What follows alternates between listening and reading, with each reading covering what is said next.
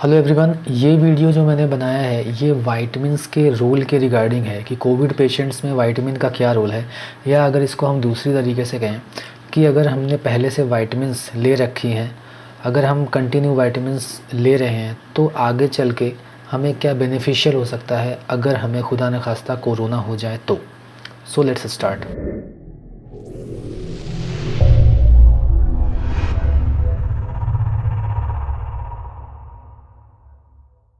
यहाँ पे जो मेन हेडिंग मैंने बनाया है ये है role of vitamins in COVID patients. लेकिन इसके अलावा भी एक दो चीज़ें हम पढ़ेंगे कि वाइटमिन्स के अलावा भी कुछ चीज़ें ऐसी हैं जिनका रोल है कोविड पेशेंट्स में।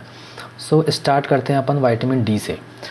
हम इसको इस तरीके से देखेंगे कि किसी पेशेंट में या फिर कोई अभी पेशेंट बना नहीं है कोविड का, लेकिन उसमें वाइटामिन डी की कमी है तो आगे चल के क्या दिक्कतें आ सकती हैं, या फिर कोविड पेशेंट है तो उसमें क्या दिक्कतें आ सकती हैं अगर उसमें वाइटामिन डी की कमी है। तो सबसे पहली चीज़ जो हम यहाँ पे देखेंगे वो है इंक्रीज़ मॉर्टेलिटी।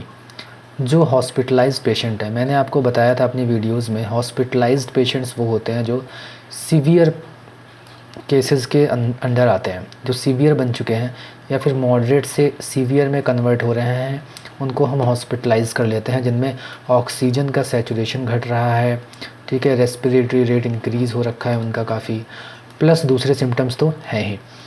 तो इन पेशेंट्स में मोर्टेलिटी यानी कि मरने की जो दर है, जो लोग मर रहे हैं कोविड से, उनमें देखा गया है कि विटामिन डी की कमी थी उन पेशेंट्स में। मतलब एक फैक्टर है ये, सिर्फ विटामिन डी से हम डिसाइड नहीं कर रहे हैं कि किसी को कोरोना में बेनिफिशियल है कि नहीं है, लेकिन एक फैक्टर विटामिन डी का भी है कि जिन पेशेंट्स में मृत्यु ज़्यादा हो रही है उनमें विटामिन डी की कहीं ना कहीं कमी रहती है। नेक्स्ट है कि पेशेंट एडमिट नहीं हुआ है अभी तक, वो मॉडरेट है या फिर माइल्ड कह लो, माइल्ड है, तो आगे चल के वो सीवियर में ना कन्वर्ट हो जाए और उसको वेंटिलेशन की रिक्वायरमेंट ना हो जाए।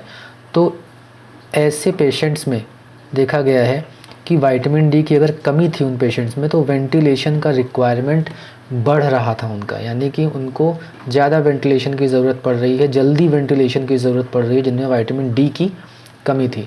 नेक्स्ट है सीआरपी जो हम टेस्ट कराते हैं, सीआरपी नहीं सॉरी पीसीआर जो हम टेस्ट कराते हैं, आरटीपीसीआर कराते हैं पेशेंट्स में कोविड के लिए, जो इनकी पॉजिटिव आने की जो पॉसिबिलिटी है वो बढ़ जाती है विटामिन डी की कमी वाले पेशेंट्स में।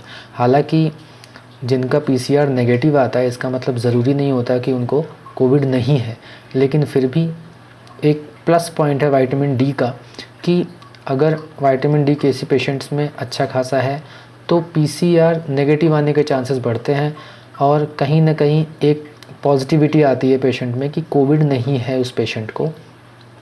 हालांकि फिर दूसरे तरीके से वो या रिपीट पीसीआर करा के वो टेस्ट कर सकता है, या फिर सिम्टम्स जो हैं अगर कोविड के हैं तो फिर उसको ऑलरेडी हम कोविड पेशेंट मान लेते हैं। बट विटामिन डी का एक अच्छी चीज़ क्या है कि पीसीआर पॉजिटिविटी यानी कि कोविड पॉजिटिव होने के चांस ही कम रहते हैं उस पेशेंट के। नेक्स्ट है सीआरपी और डी डाइमर। ये क्या है?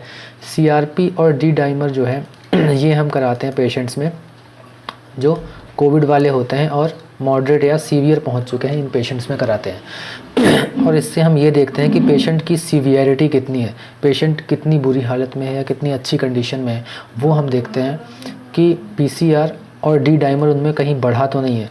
तो देखा गया है, और पीसीआर नहीं, सीआरपी और डी डाइमर जितना ज़्यादा पेशेंट में मिल रहा है उनकी सीवियरिटी कहीं ना कहीं उतनी ज़्यादा होती है। तो विटामिन डी का यहाँ पे क्या रोल है कि ये इन दोनों को घटा के रखता है अगर हमें विटामिन डी पहले से अच्छी मात्रा में है।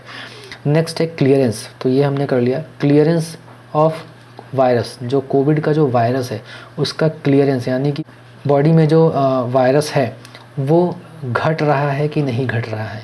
क्लियरेंस का मतलब ये है कि किसी पेशेंट को कोविड है, मान लीजिए एक एग्जांपल लेते हैं हम कि 1 मिलियन वायरस उसमें थे, तो ये देखा गया है कि जिनमें विटामिन डी अच्छा खासा था उनमें वायरल लोड जो है वो घट रहा है, वायरस का क्लियरेंस हो रहा है।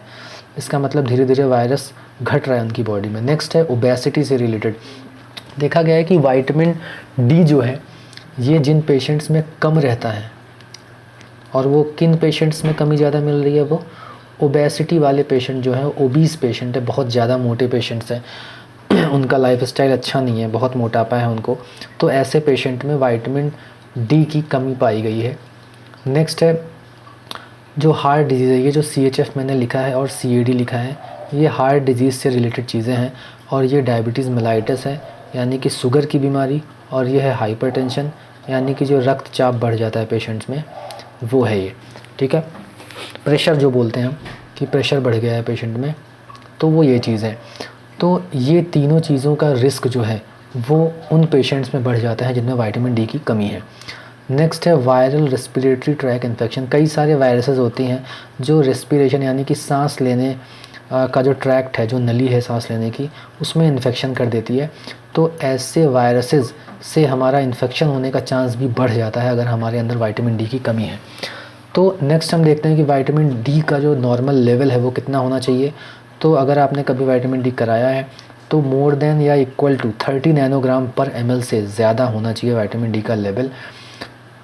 ये लेवल अगर मेंटेन रहता है तो एंटी इन्फ्लेमेटरी जो मॉलिक्यूल्स है वो बढ़े रहते हैं। एंटी इन्फ्लेमेटरी का मतलब क्या हुआ, बॉडी में इन्फ्लेमेशन होने के चांसेस कम रहेंगे, और प्रो इन्फ्लेमेटरी मॉलिक्यूल्स होते हैं बॉडी में कुछ, जो कि इन्फ्लेमेशन के टाइम पे, मान लीजिए आपको कोई भी इन्फेक्शन हुआ वायरल या फिर बैक्टीरियल, तो उससे बॉडी में इन्फ्लेमेशन होता है, तो वो चीज़ होने के चांसेस घट जाते हैं अगर विटामिन डी अच्छे से आपके अंदर है।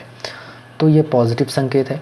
नेक्स्ट है रिकमेंडेड डोज। ये रिकमेंडेड डोज हमारे डेली पेशेंट्स के लिए नहीं है, नॉर्मल लोगों के लिए नहीं है, ये कोविड से बचने के लिए है। येस ऑफ कोर्स नॉर्मल लोगों के लिए है ये, पर कोविड से बचने के लिए क्या रिकमेंडेड डोज किया गया है। सॉरी गाइज, लाइट कट गई थी यहाँ पे, तो फिर से वीडियो बनाना पड़ रहा है। सो हम बात कर रहे थे रिकमेंडेड डोज पे। सो रिकमेंडेड डोज एडल्ट्स के लिए कितनी होती है, कोविड से बचने के लिए है ये। एडल्ट्स के लिए डोज़ है 2000 international unit per day, up to 4000 international unit per day तक अपन ले सकते हैं, पर 2000 काफ़ी है। अगर किसी को स्टार्ट करना है विटामिन डी तो एडल्ट्स के लिए 2000 इंटरनेशनल यूनिट पर डे काफ़ी है। किड्स के लिए या पीडियाट्रिक ग्रुप के लिए 1000 इंटरनेशनल यूनिट पर डे, और जो ओबीज पेशेंट्स हैं इनमें एडल्ट्स का 3 गुना है। नाउ नेक्स्ट हम आते हैं टॉक्सिसिटी पे। जैसा कि मैंने बोला कि जो विटामिन डी है, वैसे तो टॉक्सिसिटी बहुत रेयर होती है इसकी, लेकिन अगर किसी में लेवल 150 नैनोग्राम पर ml से ज़्यादा आता है तो टॉक्सिसिटी हम बोलते हैं पेशेंट्स में। और उसके जो सिम्टम्स होते हैं, कुछ होते हैं, वो मैं आपको विटामिन डी के अलग से वीडियो में बताऊंगा। कंप्लीट विटामिन डी डिस्कस करेंगे अपन, तो उसमें मैं आपको बताऊंगा कि एग्जैक्टली विटामिन डी का क्या रोल होता है।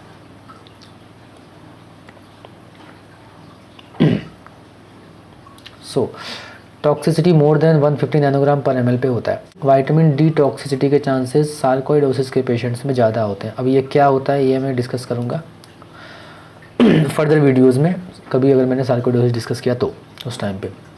नाउ ये था विटामिन डी के रिगार्डिंग।